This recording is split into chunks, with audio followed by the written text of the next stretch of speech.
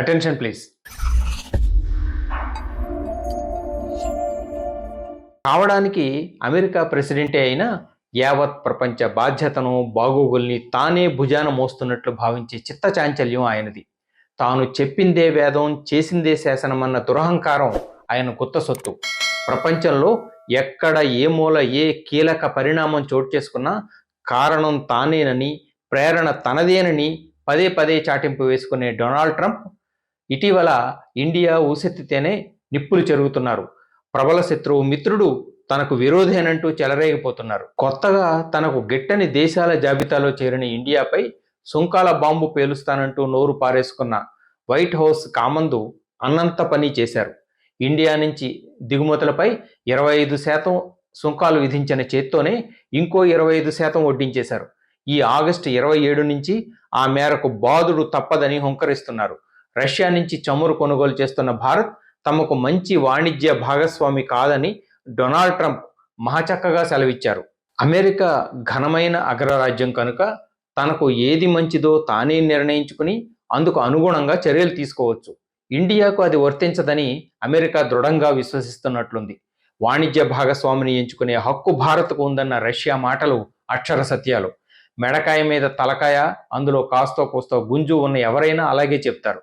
ఆ లక్షణం మచ్చుకైనా లేని ట్రంప్ ఆగస్టు 27వ తేదీ నుంచి దుస్తులు, జెమ్స్, ఆభరణాలు, రొయ్యలు, తోలు ఉత్పత్తులు, రసాయనాలు, యంత్ర సామగ్రి, విద్యుత్ పరికరాలపై 50% సుంకాలు తథ్యమని హుంకరిస్తున్నారు.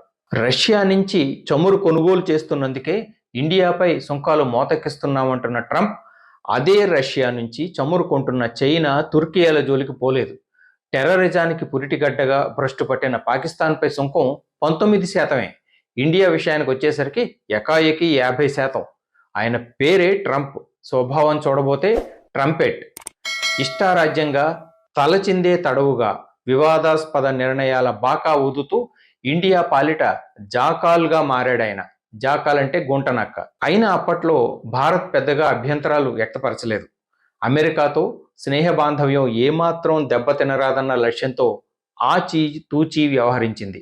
ఇప్పుడు చమురు దిగుమతుల విషయంలో అమెరికా పంతం నెగ్గించేలా ఇండియా మసలుకునే అవకాశం లేదుగాక లేదు. తోటి దేశాలను తన కనుసన్నల్లో నడపాలనే మక్కువ ఎక్కువై ధిక్కార స్వరాలను సహించేదే లేదంటూ విధి నిషేధాలను డిక్టేట్ చేయడానికి శ్వేత సౌధం ఎవరు? తన నిర్దేశాన్ని చల్లని కాసుగా తోసిపుచ్చిన దేశంపైన అడ్డగోలుగా సుంకాల కొరడా జొలిపించడానికి డొనాల్డ్ ట్రంప్ ఎవరు? అమెరికా అధ్యక్షుడు కన్నెర్ర చేస్తే గడగడలాడిపోయే వాళ్ళు ఎవరూ లేరిక్కడ. డాలర్కు ప్రత్యామ్నాయం కోసం అన్వేషించే దేశాల్ని ఉపేక్షించబోయేది లేదని, ప్రతీకార సుంకాలు రుద్దకుండా ఉండబోమని ట్రంప్ గతంలో హుంకరించారు. అమెరికా ప్రయోజనాలే ప్రయారిటీ అంటూ తరచూ హోరెత్తించే ట్రంప్ నోరు అక్షరాల కయ్యాల మారి కజ్జాకోరు. ట్రంప్ అంటేనే అంత దుందుడుకుతనానికి నిలువెత్తు దాఖలా. నీతి ఆయోగ్ మాజీ సీఈఓ అమితాబ్ కాంత్ తాజాగా చెప్పినట్లు ఎప్పుడూ కానీ ఇటువంటి పరిస్థితి రాదు. దీన్ని సవాలుగానో సంక్షోభంగానో కాదు, అరుదైన అవకాశంగా చూడాలి. నిర్మాణాత్మక ఆర్థిక సంస్కరణల పరంగా గొప్ప ముందడుగు వేయడానికి ట్రంప్ ఇచ్చిన ఛాన్స్గా స్వీకరించాలి. చమురు దిగుమతులపై పరాధీనత నుంచి వెలికి వచ్చి ప్రత్యామ్నాయాల వైపు దృష్టి పెట్టడానికి తగిన తరుణం ఇదే. మళ్ళీ మరో అంశంతో మీ ముందుకు వస్తాను. This is Balu Ekkal Devara signing off. నమస్తే.